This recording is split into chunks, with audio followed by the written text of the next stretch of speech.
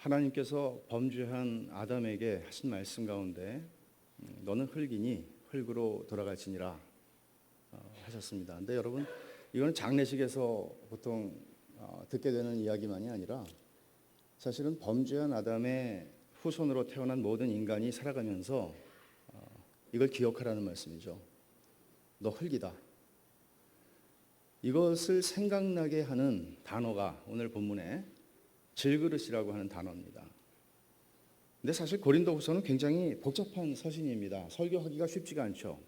왜냐하면 바울 사도가 고린도 교회와의 굉장한 갈등 속에서 이 편지를 쓰고 있기 때문에 그리고 자신을 또 변호해야 하는 입장이 있었고 동시에 복음의 진정성을 드러내야 했고 은혜가 우리 안에서 어떤 일을 하고 있는가, 은혜를 받았다는 증거가 뭐냐, 무엇이 은혜를 제대로 받은 것이고 무엇이 은혜를 헛되이 받은 것이냐 하는 문제를 가지고 도전을 하는 이야기입니다.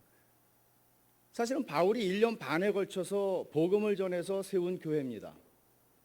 1년 반이라고 하는 세월은 바울의 1차, 2차, 3차 전도 여행의 한 10여 년 동안에 두 번째로 긴 시간을 고린도 교회에서 보냈다는 얘기죠.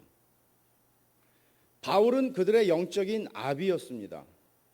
그런데 바울이 떠나간 후에 거짓 교사들이 들어와서 교회를 흐트러뜨렸습니다. 교회를 흐트러뜨린 결과로 사람들은 바울의 사도성을 의심하기 시작했습니다.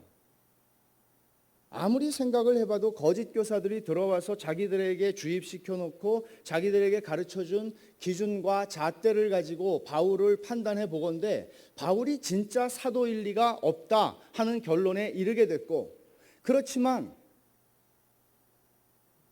진짜 가짜일까 이게? 이런 생각을 하게 되는 거죠. 그래서 바울 사도에게 당신이 진짜 사도라는 증거를 우리에게 좀 보여달라고 요청을 하게 됩니다.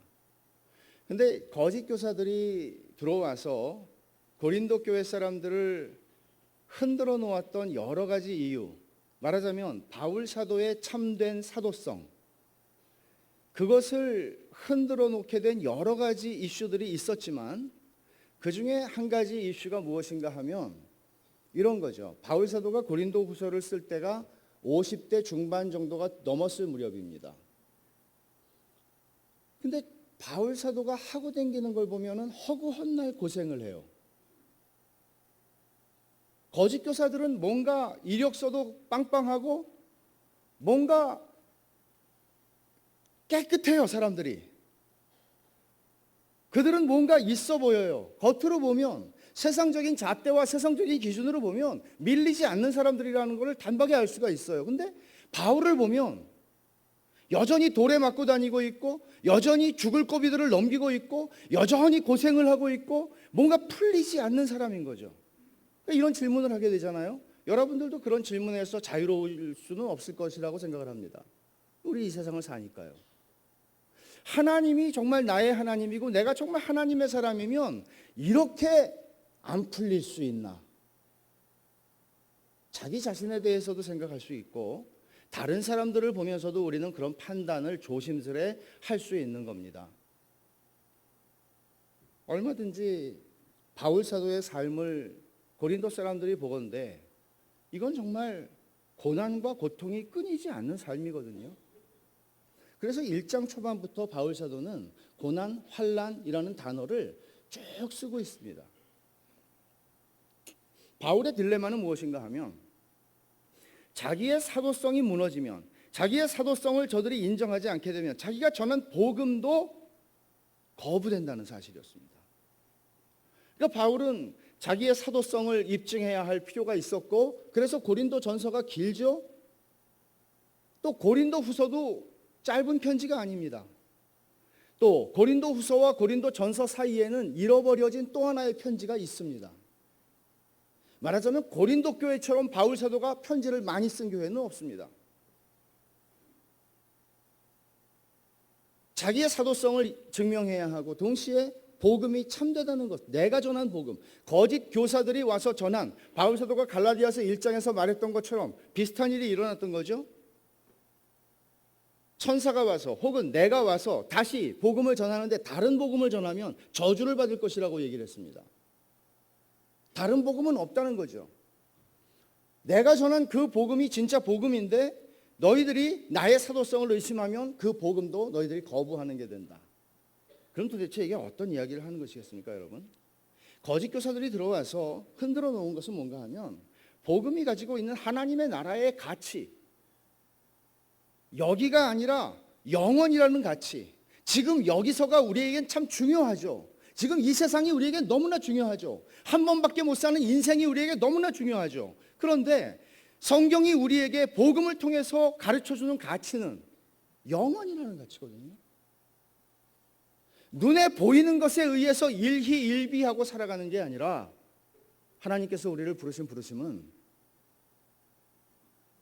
믿음으로 사는 것이란 말이에요. 우리는 믿음으로 살지 믿음으로 행하지 보는 것으로 행하지 않는다고 바울사도는 4장에서 얘기합니다. 5장 7절에서 얘기하죠. 그러니까 신자가 살아간다는 것은 우리 눈 뜨고 살아가잖아요. 그리고 들으면서 살아간다고요. 이 세상의 것들에 의해서 우리가 휩쓸리지 않을 수가 없어요. 근데 그거를 가지고 들어와서 복음과 적당히 섞어서 다른 복음을 거짓 교사들이 전한 거죠. 그래서 바울 사도가 이런 논지를 가지고 고린도후서를 쓰고 있습니다. 니네들이 보는 것처럼 나는 고생을 지금도 많이 하고 있고 나는 정말 별 볼 일 없는 사람처럼 보이고 그 1세기와 2세기의 사이에 쓰여진 테클라 행전이라고 하는 문서를 보면 바울의 외모에 대한 설명이 나와요. 묘사가. 그걸 제가 여러분들에게 다 인용을 하지 않겠습니다. 왜냐하면 바울 서신을 볼 때 은혜를 못 받으실까 봐. 오디오가 훨씬 좋은 거죠. 비주얼이 안 받쳐주는 거예요. 굉장히 이 묘사가 형편없습니다. 그 외모에 대한 묘사가. 그러니까 사람들이 바울 사도를 딱 봤을 때 야 뭔가 있어 보인다 그런 생각하지 않았을 것 같습니다. 근데 바울 사도는 니네가 보는 바대로 나는 그런 사람이다. 니네가 보는 것처럼 나 고생 정말 억수로 많이 하고 산다. 니네가 보는 그대로다. 그런데 너네가 모르는 엄청난 게 있고 내가 학벌이 탄탄하고 뭐가 있고 이런 얘기를 바울이 해서 내가 전한 복음의 진정성을 얘기하려고 하지 않고 바울은 도리어 니네가 보는 대로인데 그게 바로 내가 진짜 사도라는 증거야. 그 반대편이 가짜라는 증거야. 이렇게 접근을 한다는 게 놀랍습니다. 우리는 보통 이런 생각을 가지고 있잖아요. 내가 얼마나 괜찮은 사람인가를 증명함으로써 내가 믿는 하나님도 증명하고 싶은 유혹. 그렇지 않습니까? 내가 좀 뭔가 반듯하게 뭔가 제대로 일어선 다음에 빚 좀 갚고 또는 내가 뭔가 사회적으로 뭔가 어느 자리에 서서 그쯤 된 다음에 내가 내 하나님에 대해서 좀 자신 있게 얘기를 하고 싶고 하나님께 좀 영광이 되고 하나님께 민폐가 되지 않는 그런 삶을 살고 싶어하는 유혹이 있지만 성경이 우리에게 가르쳐주는 이야기는 그런 건 없습니다. 우리가 여전히 그런 생각을 가지고 있다면 바울 사도가 고린도후서 6장 1절에서 얘기하는 것처럼 너희가 은혜를 헛되이 받은 거 아니냐? 은혜 받았다고 지금까지 10년, 20년, 30년, 40년 살고 있는데 은혜 헛되이 받은 거 아니냐? 왜 은혜를 헛되이 받지 말라는 말을 하겠어요? 은혜를 헛되이 받는 일이 일어난다는 얘기죠. 그리고 고린도 사람들을 볼 때 바울 사도가 너네가 은혜를 제대로 받았으면 이런 도전을 하지 않을 거다. 너희가 지금까지 은혜를 제대로 받았다면 나의 사도성을 의심하는 자리까지 오지 않았을 거다. 너희가 은혜를 제대로 받았다면 너희는 하나님 나라의 가치에 그리고 하나님의 영광과 예수 그리스도의 아름다움에 너희들의 마음을 빼앗기게 되고 그것이 세상적인 치장과 세상적인 잣대와 세상적인 가치에 의해서 만들어진 그런 것들 세상의 영광에 휘둘리지 않을 거다 하는 얘기죠. 근데 너희들은 세상의 가치를 가지고 지금 나를 판단하고 있고 복음을 재고 있지 않느냐 하는 거예요. 바울 사도가 그래서 서신서 고린도후서만이 아니라 서신서에서 많이 강조하는 것은 자랑의 문제를 많이 얘기합니다. 실제로 신앙생활을 하면서 우리 안에 있는 그 어떤 싸움, 싸움인가 하면 자기 의를 꺾는 싸움이잖아요. 복음이 우리 안에 왔을 때 우리는 하나님을 대면했을 때, 그전에는 우리는 사람만을 대면하고 살죠. 그러다가 성령께서 우리에게 중생의 은혜를 주실 때 우리는 드디어 하나님을 대면하기 시작합니다. 그리고 우리가 흙이라는 사실을 알게 됩니다. 그리고 이 세상에서 흑인이 금인이 다이아몬드니 하는 그런 차별과 그런 잣대들에 의해서 사람을 보지 않을 뿐 아니라 자기 자신도 그런 것들에 의해서 휘둘리지 않을 만한 힘이 생깁니다. 왜냐하면 하나님의 영광을 봤기 때문에 이 세상에 헛된 사라지고 말 영광 따위에 우리의 마음이 그렇게 흔들리지 않는 것입니다. 바울 사도는 7절에서 보배를 질그릇에 가졌다 그렇게 이야기를 하는데, 여러분 복음이라고 하는 것은 질그릇이 보배로 변하는 게 아닙니다. 질그릇이었었는데 예수를 믿으니까 보배로 변한다 그런 이야기가 아닙니다. 보배를 질그릇에 담았다 그렇게 이야기를 합니다. 근거는 사도가 7절 하반절에 말씀하는 바와 같이 능력의 심히 큰 능력은 하나님께 있고 우리에게 있지 않다. 근거는 언제나 나 자신의 잘남과 나 자신의 어떤 사람들 앞에서 어떤 모습 이런 것들이 아니라 근거는 언제나 내 안에 담겨져 있는 보배에게 있다는 거예요. 그게 이 질그릇의 가치를 결정한단 말이죠. 그러니까 여러분 평생을 살면서 신앙생활 하면서도 순간순간 계속 착각하는 일들을 하고 살아요. 내가 잘난 것 같아요. 여러분 진짜 아닌 사람도 자기가 어느 정도 괜찮다고 생각합니다.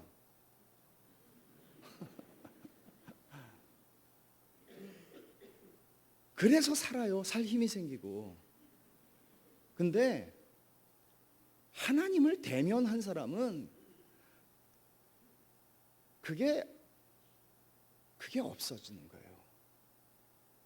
하나님 앞에서 내가 누군지를 아는 거예요. 그래서 사람만 쳐다보고 사는 사람인지 하나님 앞에서 사는 사람인지는 표가 아주 안 나지는 않습니다. 표가 또 너무 난다 그러면 영안이 있는 사람들에게는 표가 잘 나겠죠. 근데 그렇게 아주 안 나지 않습니다. 보입니다. 말하자면 은혜를 제대로 받은 증거는 우리 삶에서 나타나게 되어 있고, 바울 사도는 그런 근거를 가지고 지금 고린도 사람들에게 자기의 자식들이죠. 그들에게 권면을 하고 있는 거라고요. 그래서 질그릇이라는 사실을 우리가 인식하지 못한 채 착각을 하게 되면 어떤 결과가 일어나나 하면 증상이 은혜를 못 받아요. 은혜를 여러분 한번 생각해 보세요. 여러분들이 주님을 만나고 나서 10년, 20년, 30년, 40년, 50년 이렇게 지내오면서 정말 크게 은혜를 받은 때가 있죠. 기억이 사라지지 않는 때가 있죠. 그때가 언젠가 하면 여러분들이 착각을 안 할 때예요. 나는 정말 아무것도 아니다. 그거를 아는 때예요. 내가 좀 괜찮다고 생각하는 사람 치고 은혜 받는 사람은 절대 없습니다. 그리고 감사하지 않죠. 그러니까 신앙을 가지고 산다는 것은 자기 자신에게 이렇게 매여서 사는 게 아니에요. 자기가 이렇게 중요하지 않습니다, 여러분. 내 안에 담겨 있는 보배가 중요한 거예요. 그거를 구별할 줄 알아야 되는 거예요. 말하자면 사람들이 나에 대해서 욕을 하고 뒤에서 뭐 어떻게 하고 뭐 이런 것들 참 싫죠. 잠 안 오죠. 또 거꾸로 사람들이 여러분들을 뒤에서 칭찬을 했다는 얘기를 누가 알려줬어요, 전화로. 그러면 여러분 또 잠이 안 오시죠. 어떻게 알았지 내가 그렇게 훌륭한 걸. 우리는 우리 자신에 대해서 이런저런 것들에 너무나 많이 매여 살죠, 사실은. 18세기의 위대한 설교가였던 조지 위필드는 이런 회계 냉장고에 붙여놓은 게 있어요. 냉장고가 없었지만 우리식으로 말하는 거예요, 제가. 냉장고에 붙여놓고 그 회계를 하는데 날마다 자기를 점검을 했어요. 뭔가 하면 사람들이 자기에 대해서 하는 칭찬에 내가 너무 기뻐하지 않았는지, 사람들이 나에 대해서 비난하고 욕하고 그런 것들에 대해서 너무 내가 분노하고 화를 내지 않았는지. 왜냐하면 그게 내가 주님에게 주목하지 못하고 나 자신에게 매여서 살아가고 있다는, 보배가 아니라 질그릇에 대해서 내가 너무나 중요하게 생각하고 있다는 것이기 때문에 그는 그거를 날마다 회개를 했어요. 이게 복음적인 회개죠. 신앙을 가지고 산다는 것은 보배가 뭘까요, 여러분? 이 맥락에서 보배는 6절에서 하나님의 영광을 아는 빛이에요. 예수 그리스도의 얼굴에 있는 하나님의 영광을 아는 빛, 하나님을 아는 지식, 또는 복음, 또는 그리스도 자신이라고 얘기해도 괜찮아요. 말하자면 우리는 복음의 그 영광스러움, 그리스도 예수의 그 아름다우심에 우리는 주목을 하고 우리는 거기에 우리의 마음을 빼앗기고 살아야 되는데, 평생을 사람들의 평판, 나에 대해서 이러쿵 저러쿵 하는 어떤 것들, 그거를 쌓으면서 사는 인생이야말로 여러분의 인생을 낭비하고 허비하는 것이고 은혜를 받지 않았다는 증거죠. 받긴 받았는데 헛되이 받았다는 증거죠. 이 부조화를 여러분 보세요. 이 말씀에서 보배가 있어요. 근데 보배가 담겨져야 되는 거는 보배로운 그릇에 담겨져야 되죠. 근데 보배가 질그릇에 담겨져 있는 거예요. 질그릇이라는 거는 뭐 우리식으로 말하면 일회용 용기보다야 더 했겠지만 뭐 깨지기 쉬운, 우리 집에서 제일 값싼 그릇, 깨져도 별로 아쉽지 않은 제일 허접한 그릇에다가 보배를 담아놨다는 거죠. 이 대비가 도대체 무엇을 하나님께서 의도하시는 거겠어요? 바울 사도는 3장에서 굉장히 어려운, 고린도후서에서 제일 어려운 장이 3장이에요. 3장에서 출애굽기 32장, 33장, 34장에 있는 이야기를 설명을 하는데, 그러면서 모세의 직분과 자기가 받은 직분을 비교를 하죠. 자기가 받은 직분은 너무나 영광스러워서, 이 복음을 전하는 직분이 너무나 영광스러워서 바울은 이렇게 얘기해요. 누가 감당하겠냐고, 이거를. 누가 감당을 하겠냐고, 이 직분을. 저는 개인적으로 목사님들만 특별하다고 생각하지는 않지만 목사님들에게도 이런 게, 이게 없으면 목사를 할 수 없다고 생각을 해요. 내가 지금 받은 부르심이, 이 직분이 얼마나 영광스러운지. 근데 나는 질그릇이거든요. 내가 훌륭하기 때문에 내가 그 보배를 담아낼 수 있는 자격이 있어서가 아니라, 내가 보배를 담을 만한 아름다움이 있어서가 아니라, 하나님께서 이상하게 나 같은 질그릇 안에다가 그 보배를 담아 놓으셨다는 거예요. 이 부조화, 하나님께서는 이 부조화를 통해서 드러내고자 하는 분명한 의도가 있는 거죠. 이 복음의 역설이죠. 말하자면 보배가 더 잘 드러나게 하시는 겁니다. 보배를 담아놓은 도자기가 보배보다 더 비싸서 도자기의 사람들의 마음을 빼앗기지 않게 하시는 하나님의 방법입니다.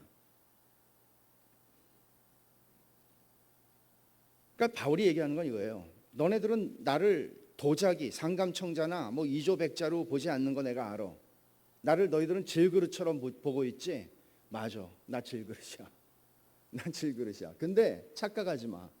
내가 질그릇인데 내가 너에게 전한 복음은, 그거는 보배야. 하나님이 그거를, 보배를 질그릇에 두신 거를 내가 어찌하랴. 내가 보배를 담았다고 그 보배의 진정성을 증명하기 위해서 질그릇인데 내가 도자기처럼 행세를 할까? 그건 아니지. 이게 지금 바울의 고린도후서 전체를 꿰뚫는 논리입니다. 자신이 받은 영광스러운 직분과 자기의 별 볼 일 없음을 철저하게 아는 겁니다. 그러니까 우리가 자기를 증명하고 싶은 욕구, 자기를 자랑하는 거, 이 교회 안에서, 그리고 종교적인 영역에서 종교적으로 치장되는 자기 증명, 자기 자랑의 욕구들이 말도 못하게 많죠. 그런 유혹을 저도 수없이 많이 받으면서 매일매일 살아가는 거죠. 내가 얼마나 괜찮은 사람인지를 좀 이렇게 처음 만난 사람들에게 뭔가 좀 이렇게 노골적으로 하면 싫어할 테니까 살살 하고 싶은 거예요. 그런 게 있어요. 근데 그런 식으로 신앙이라는 거는 자기의 옳음과 자기의 잘남을 증명하는 거하고는 아무 상관이 없고 내 안에 하나님께서 담아놓으신 복음을 증명하는 것이란 말이에요. 그러니까 이거를 알면 여러분, 저는 그 하나님의 은혜를 설명하는 많은 단어들이 형용사 수식들이 가능하겠지만 그 말이 저는 굉장히 좋은 것 같아요.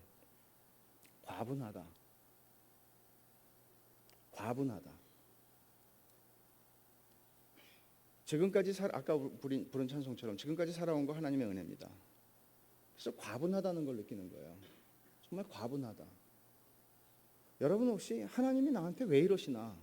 아니 내가 뭘 잘못했다고 나를 이렇게 자꾸 이렇게 풀어주시지를 않고 이러시나? 인생이 왜 이러나?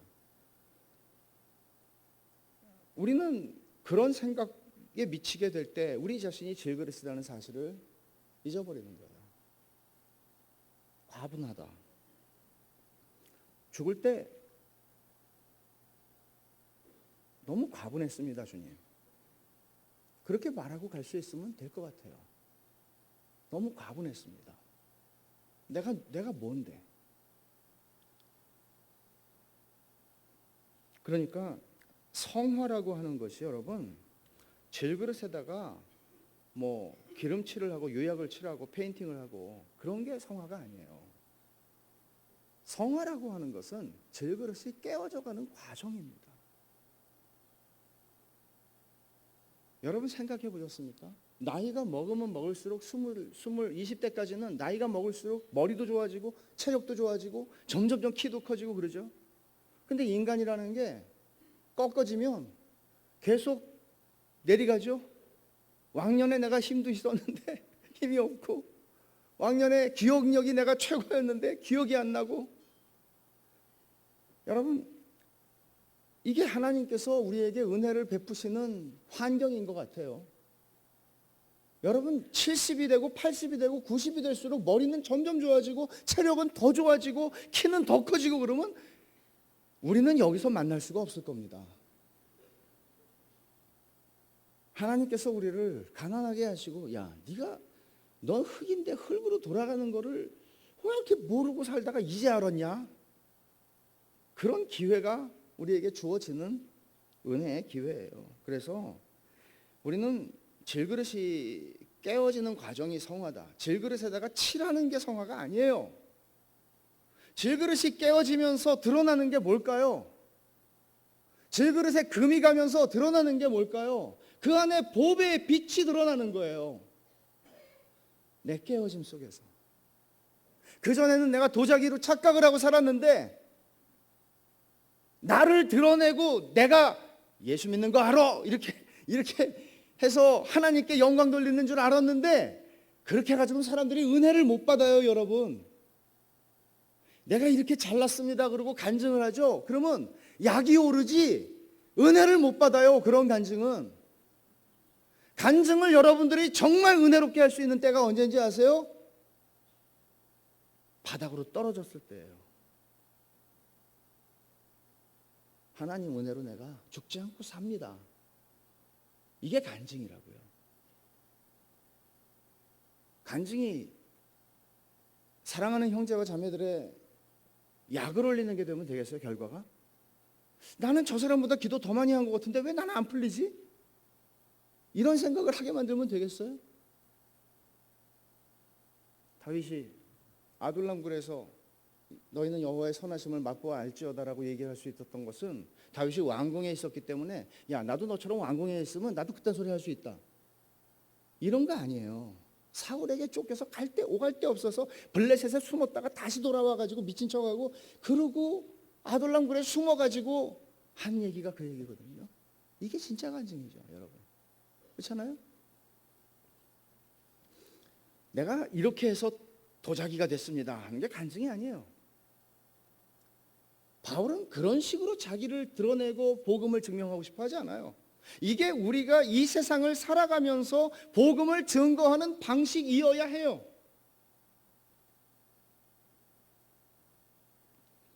그러니까 강한 척, 외롭지 않은 척, 힘들지 않은 척, 잘난 척, 옳은 척. 그건 그런 게 아니란 말이에요. 신앙생활은. 바울 사도는 약하고 죽어가고 있고 고난 가운데 살아가는 존재, 질그릇으로서, 흙으로서 내가 자존심이 아니라 내 자존심을 세우기 위해서 이 고린도후서를 쓰는 게 아니라 보배를 드러내고 싶어서 나는 질그릇이라는 사실을 나타내면서 복음을 전하는 것입니다. 8절과 9절을 한번 보세요. 8절과 9절 보면 우리가 사방으로 우겨쌈을 당하여도 쌓이지 아니하고 답답한 일을 당하여도 낙심하지 아니하고 박해를 받아도 버림받지 아니하며 거꾸러뜨림을 당하여도 망하지 아니하고 네 가지를 얘기를 했어요. 네 가지를 얘기하는데 여기서 앞에서 얘기하는 부분들 우겨쌈을 당한다, 답답한 일을 당한다, 박해를 받는다, 거꾸러뜨림을 당한다. 이거는 바울이 질그릇이라는 얘기를 하고 있는 거예요.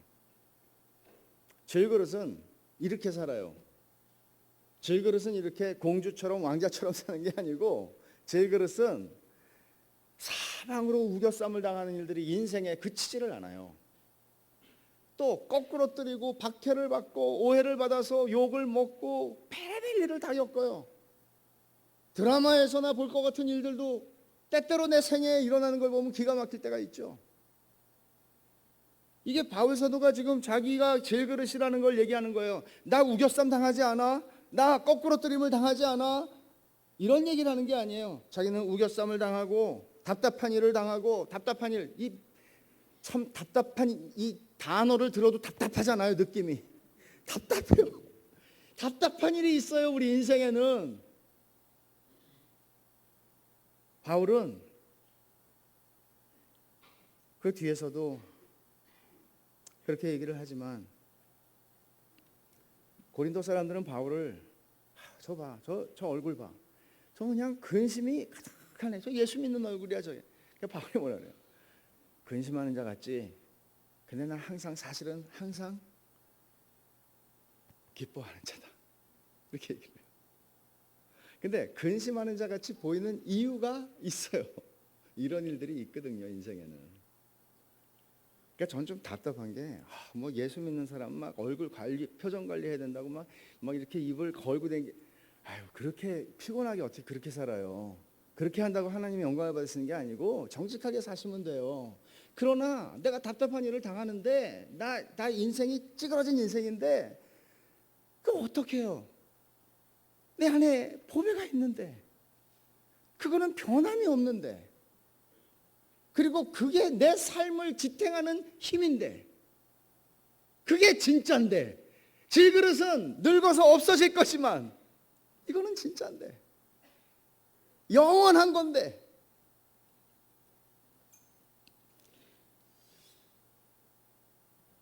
그 뒤에서 얘기하는 게 바로 4절, 7절 하반절에서 얘기하는 능력의 힘이 큰 게 하나님께 있다 하는 얘기인데 우겨쌈을 당해도 쌓이지 않는데요. 답답한 일을 당해도 낙심하지 않는데요. 박해를 받아도 버림받지 않는다고. 거꾸러뜨림을 당하여도 망하지 않는다고 그러죠.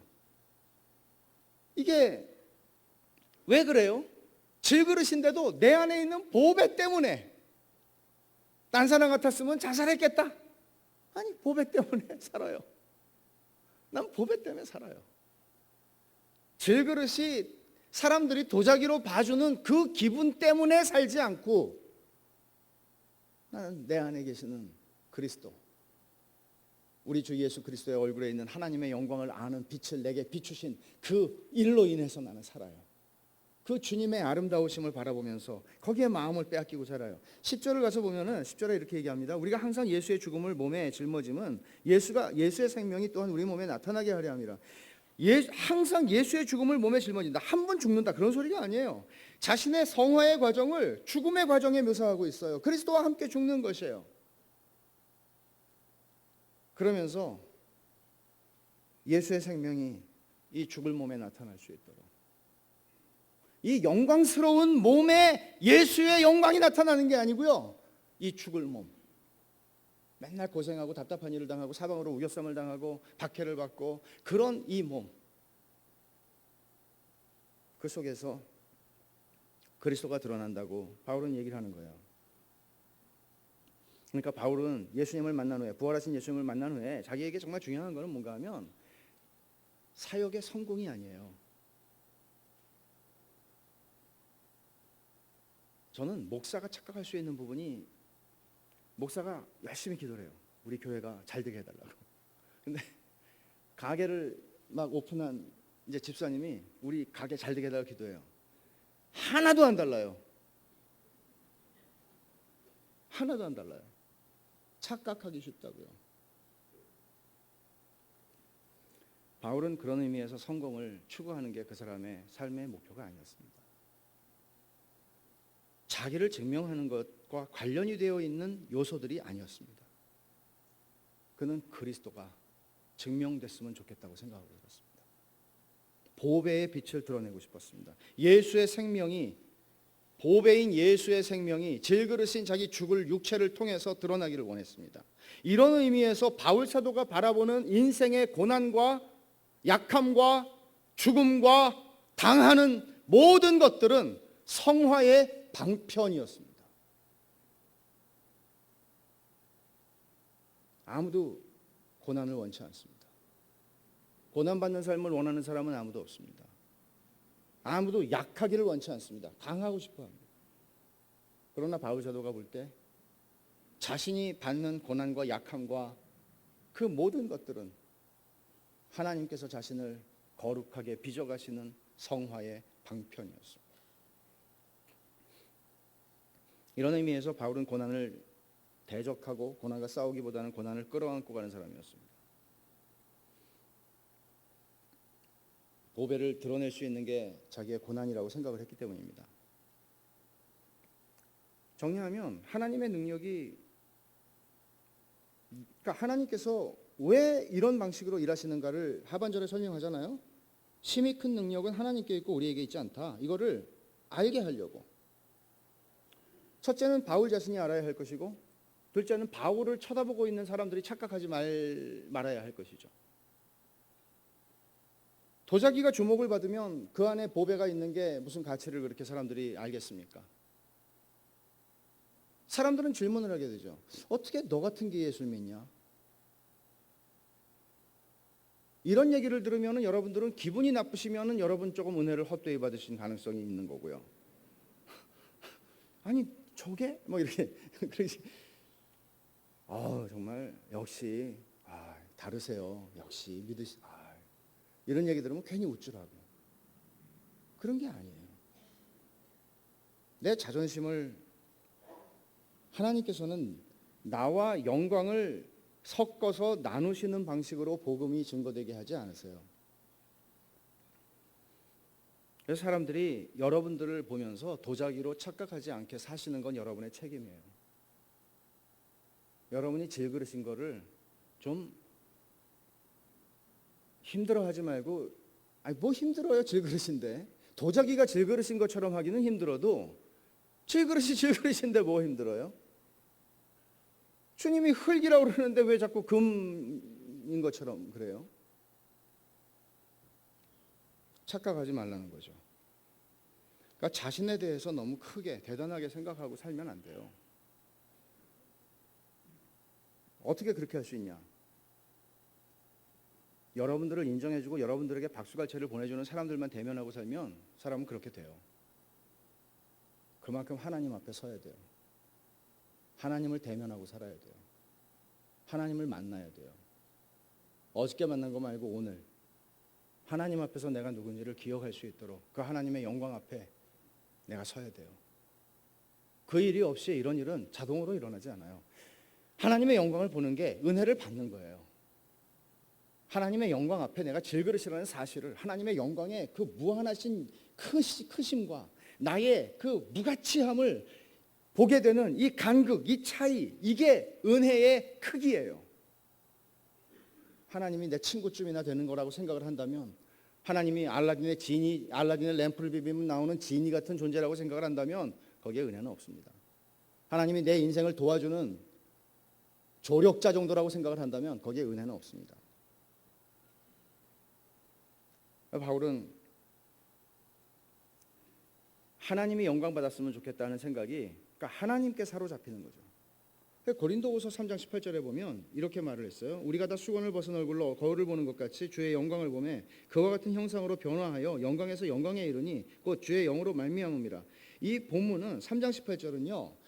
기독교의 성화의 교리를 가르치는 가장 탁월한 한 구절입니다.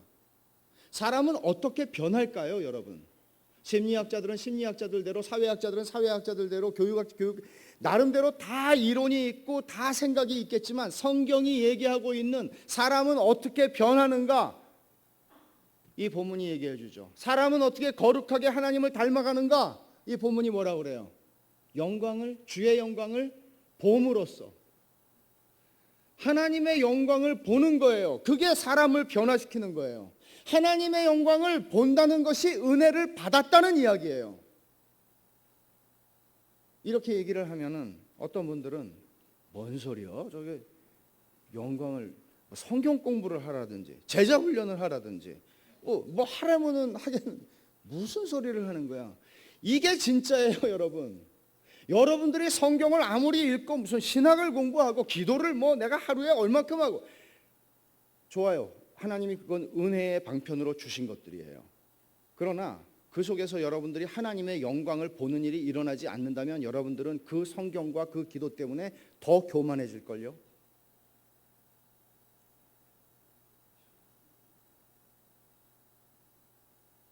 하나님의 영광을 보는 일이 없이는 사람은 변하지 않아요. 하나님의 영광을 처음으로 보는 게 중생과 회심이에요. 하나님의 영광을 본 사람은 세상의 영광 따위에 때때로 헷갈릴 때는 있지만 다시 정신을 차리고 하나님 앞에 나와요. 이 세상의 영광을 위해서 인생을 낭비하지 않아요. 바울사도는 낙심하지 않는다는 말을 대단히 많이 쓰고 있어요. 이 얘기는 바울사도가 얼마나 낙심과 많이 싸웠는가 하는 것을 보여주는 반증 같은 것이겠는데, 바울은 자기가 질그릇으로서 부서지는 것 때문에, 늙어가는 것 때문에, 몸이 병약해지는 것 때문에, 마음고생이 많은 것 때문에, 인생에서 실패와 좌절을 많이 경험하는 것 때문에, 사람들의 냉대와 거부를 당하기 때문에 낙심하지 않는다고 말합니다. 이런 것들이 낙심의 조건이 아니라는 거예요. 그러나 뒤집어서 생각해 보면 이게 우리를 인생을 살면서 우리를 낙심하게 하는 가장 주요한 요소들 아닙니까?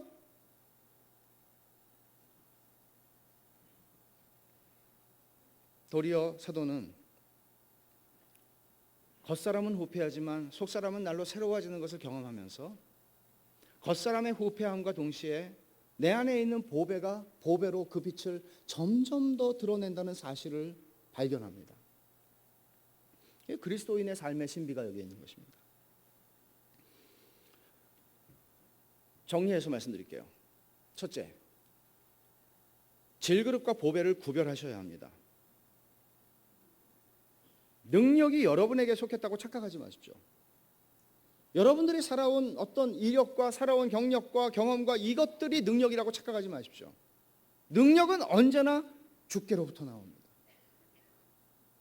능력의 원천은 보배에 있습니다. 하나님께 있습니다. 능력의 원천은. 사람들로 하여금, 그리고 자기 자신조차도 착각하지 않아야 하는 것입니다. 기드온의 횃불 아시죠? 기드온이 횃불을 들고 미디안의 거대한 병력 군사와 싸우러 나가잖아요. 횃불을 들고 횃불만 들고 나갔어요? 어떻게 했어요? 항아리로 쐈죠. 그래서 항아리가 깨졌잖아요. 여러분 생각해 보세요. 그 항아리는 깨지려고 나간 거잖아요. 그죠? 깨졌을 때 능력이 나타났잖아요. 그러니까 우리 삶이 그런 거예요. 바울은 오히려 그런 이야기를 하고 있는 거예요. 야, 내가 질그릇의 영광을 나타내려고 사니? 아니다.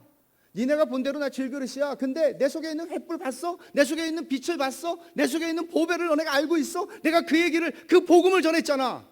근데 왜 거짓 교사들이 얘기하는 이 세상적인 어느 학교 올라오고 훌륭하고 어쩌고 이런 것들에 너희들이 왜 흔들려? 두 번째, 첫째, 질그릇과 보배를 구별하라. 두 번째, 환난은 잠깐이고 영광은 영원하다 하는 것입니다. 4장 17절에 보면은 이렇게 말했어요. 우리가 잠시 받는 환난에 경한 것이 지극히 크고 영원한 영광에 중한 것을 우리에게 이루게 합니다. 환난은 잠깐이에요. 가벼워요. 가볍다고 그러면 화낼 분들이 계신데 영광에 비하면 그렇다는 얘기예요. 하나님이 우리에게 주시는 영원한 영광에 비하면 가볍다는 얘기예요. 질그릇이 만나고 살아가는 환난은 보배를 드러내시는 하나님의 섭리적 방편이에요. 그래서 잘 들어보세요. 우리는 환난에도 불구하고, 고통에도 불구하고, 암에도 불구하고, 질병에도 불구하고, 장애에도 불구하고가 아니라 우리가 겪는 환난 때문에, 고통 때문에, 암 때문에, 질병 때문에, 장애 때문에 하나님의 능력을 더 드러내게 되고 우리 안에 있는 보배인 빛이 세상을 향해서 비추어질 수 있는 거예요. 불구하고가 아니고 그게 있어서 그 바람에 내 약함 때문에 하나님의 능력의 온전함이, 이게 고린도후서의 결론이거든요. 결론 중에 결론이 뭔지 아세요? 13장 4절에 바울이 말한 거예요. 그리스도도 약하심으로 십자가에 못 박혀 죽으셨다. 근데 니네 강하려고 그러냐? 니네는 멋있게 십자가를 거부하고 너희는 멋있게 살고 싶냐? 그렇게 해서 복음을 드러내고 싶냐? 그리스도는 약하심으로 십자가에 못 박혀 죽으셨다. 십자가가 하나님의 능력을 드러내는, 하나님의 빛을 드러내는 방식이었다라는 거죠. 세 번째, 보이는 것이 아니라 보이지 않는 것에 인생을 걸고 사는 것입니다. 4장 18절에 우리가 주목하는 것은 보이는 것이 아니고 보이지 않는 것이니 보이는 것은 잠깐이고 보이지 않는 것은 영원하다. 이게 은혜 받은 증거예요. 은혜 받은 사람은 여기에 목숨을 걸고 사는 거예요. 보이지 않는 것, 믿음으로 행하는 것입니다. 눈에 보이는 것을 따라가는 것은 영원이라는 가치를 보지 못한 사람들, 하나님의 영광을 보지 못한 사람들, 하나님께서 복음 안에서 우리에게 가르쳐 주신 그 보배가 무엇인지를 발견하지 못한 사람들, 우리 주 예수 그리스도의 얼굴에 있는 하나님의 영광의 빛을 보지 못한 사람들에게는 이 세상의 가치가 전부겠지만 우리는 그걸로 살지 않는다고 얘기합니다.